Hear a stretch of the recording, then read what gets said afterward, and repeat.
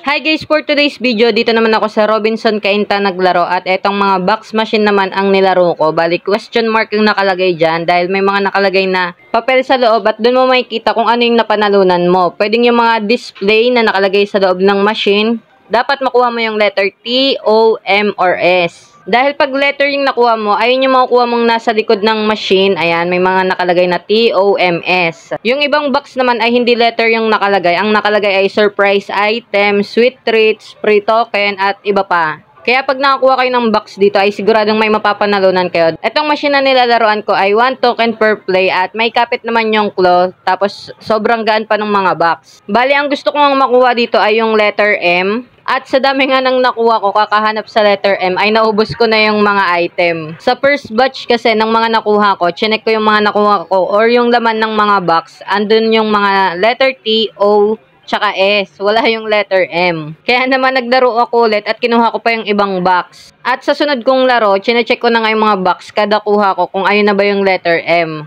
Kaso, umabot na nga sa isang box na lang yung natira at ayun na nga yung letter M. Kaya naubos ko lahat ng box. Kaya naman, lahat ng laruan na nasa display ay nakuha ko. So, ibig sabihin guys, nakuha ko lahat ng box at sulit na sulit yung mga nakuha ko dito. At kung natuwa kayo sa video na to, follow lang kayo for more claw machine videos. Yun lang, bye!